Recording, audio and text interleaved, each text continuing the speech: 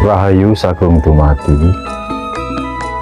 Salam sejahtera selalu untuk sobat-sobatku, saudara-saudaraku, mungkin kerabat-kerabat dari Putra Romo. Rahayu. Dalam video kali ini kita hanya berbagi pengalaman ya, pengalaman bagaimana tentang kita itu berdagang yang lebih efisien, lebih berlogika. Jadi gini, pada awalnya berdagang itu motivasi dari saya, jangan sampai kita tuh mencari pelarisan. Mungkin panjenengan tahu ya, mungkin arah pelarisan itu kemana, ke tempat orang-orang yang mengaku pintar, tempat dukun, ini maaf ya, terus tempat kiai-kiai.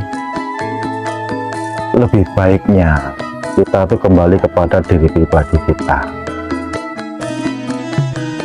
Di mana ada hukum alam, setiap kita menanam pasti akan memetik.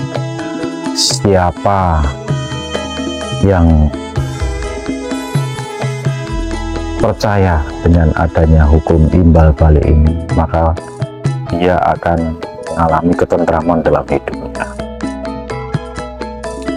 Jadi begini, kenapa kok saya melarang untuk mencari pelarisan, mencari jalan pintas ya?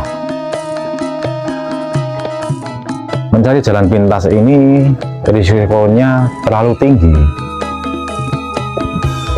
dalam berisiko kita itu dalam kehidupan kita nantinya.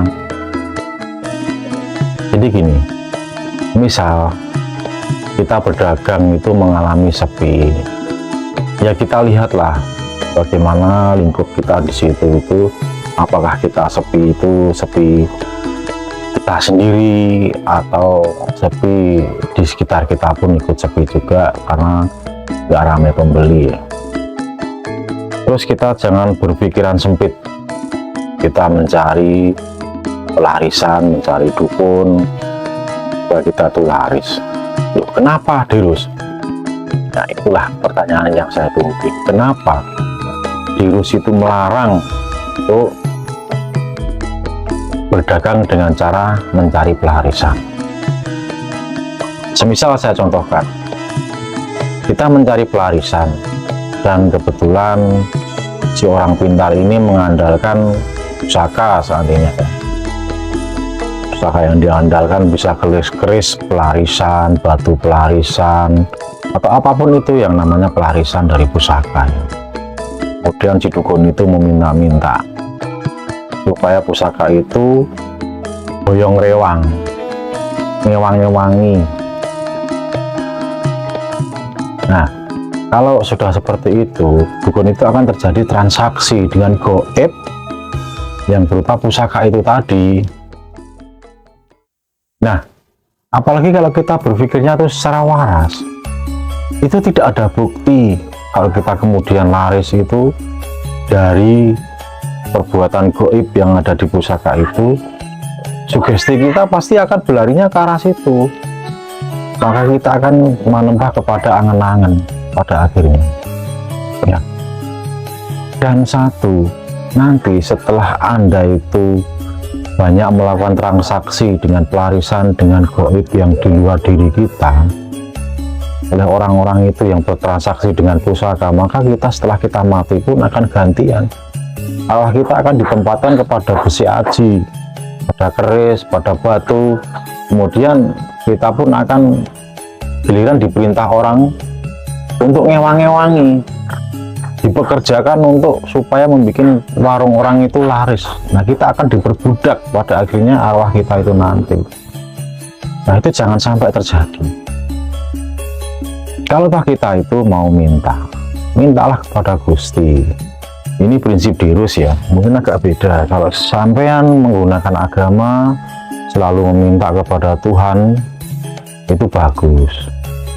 Dirus pun selalu minta kepada Tuhan, tapi Dirus ini mempunyai jalan sendiri, belum tentu benar untuk Anda.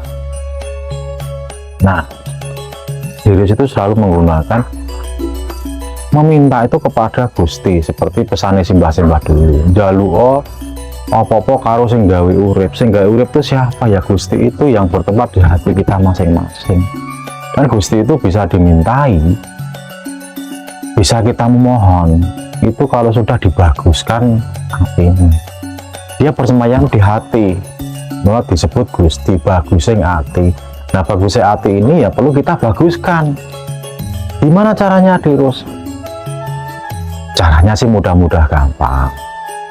Supaya Gusti ini bisa disebut Gusti, itu harus dibaguskan dengan akhlak,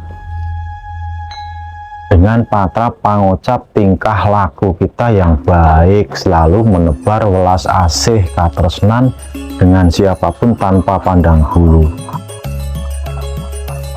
selalu sabar, ngalah, narimo, welas asih, ikhlas. Itulah 5 pangumbai rogo wadah kita itu yang ditempati oleh hati.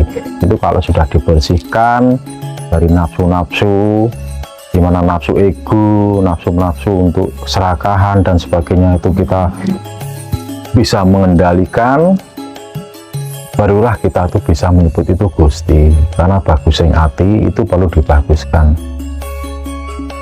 Nah, dengan patra pangucap tingkah laku, selalu jujur dengan siapapun, maka itu baru bisa disebut Gusti. Kalau kita mintalah kepada Gusti, itu lebih nyata. Tapi kalau kita memintanya kepada Tuhan, itu sudah beda lagi. Karena di dalam kitab, dimanapun kitabnya, siapapun yang akan bicara, itu pasti dia akan mengatakan Tuhan itu maha tahu, Tuhan itu maha mendengar. Dan kehidupan kita pun ditentukan oleh Tuhan. Lah ngapain kita minta kepada Tuhan? Kan malu harusnya. Tuhan kok diajak transaksi yang jelas-jelas semuanya sudah ditakdirkan. Tuhan maha tahu. Buat apa kita minta? Apakah kita akan mendikte Tuhan, pekerjaan Tuhan? Nah, maka kembalilah kita berkesadaran. Mintalah kepada diri kita, maka dari itu dampaknya pun kita akan lebih bersemangat. Karena merasa Tuhan yang wakil Tuhan yang ada di dalam diri kita itu, yang berupa Roh Kudus, yang berupa roh, yang berupa nyawa, yang berupa hidup, itulah sebenarnya singgai urip awake dhewe yang mungkin kita hidup. Maka hidup itu kuasanya gerak. Segala macam gerak kita yang baik dan buruk, segala macam pergerakan yang kecil maupun yang besar, itu dikuasai oleh hidup. Makanya kalau hidup itu pergi dari tubuh kita, dari raga kita, maka kita tidak hidup lagi.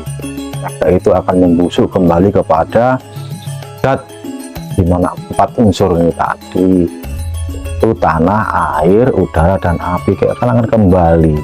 Nah, sang penguasanya gerak, itulah.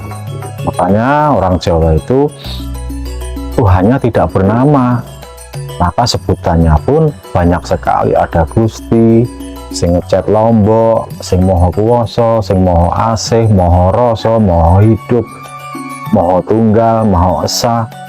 Nah, semuanya seperti itu. Ya mungkin dalam hal ini beda prinsip dengan panjenengan, saya mohon maaf. Tapi kalau sesama kita sama-sama punya prinsip yang demikian, mau tukar pengalaman dengan Dirus, pintunya selalu terbuka dengan siapapun. Kalau melalui agama, ya itulah kita akan meminta kepada Tuhan sesuai dengan ajaran buku kitabnya masing-masing, ya. Tapi saya ingatkan lagi, sebagai makhluk ciptaan Tuhan, dimana kita percaya bahwa semuanya diatur oleh Tuhan, maka kita jangan mengatur, jangan bertransaksi. Kita berdoa terus kita minta selamat, kita berdoa terus kita minta laris. Itu namanya kita bertransaksi dan mendahului kehendak Tuhan. Kalau kepingin laris, kalau kepingin kita hidup kita tentram, mendapatkan keselamatan dan perlindungan, maka berbuatlah baik dimanapun tempat. Bila Anda itu selalu berbuat baik, maka Anda akan selamat.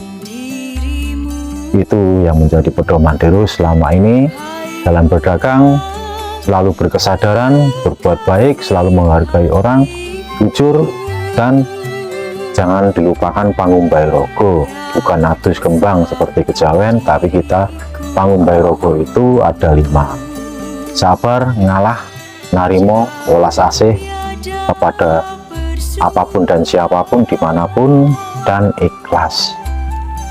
Jalankan kelima itu, maka kita nggak akan meminta yang namanya rezeki itu akan menyusul, dimana kita selalu berbuat baik, rezeki itu akan selalu datang dimanapun tempatnya. Dan ilmu yang seperti ini akan turun-temurun menjadi budi pekerti yang luhur untuk anak cucu kita, dan mudah-mudahan semua anak cucu kita bisa mengambil hikmahnya, bisa ke jalan yang benar, berkesadaran bahwasanya perbuatan yang baik akan selalu menuai kebaikan. Dimanapun tempat kamu berbuat baik, kebaikan akan mengejarmu. Dan apabila kamu berbuat jahat, maka dimanapun tempat, kejahatan akan mengejarmu. Itulah pesan Dirus untuk kali ini, dan saya cukupkan dulu. Salam Rahayu, tunggu video selanjutnya dari saya. Jangan lupa tekan tombol subscribe-nya.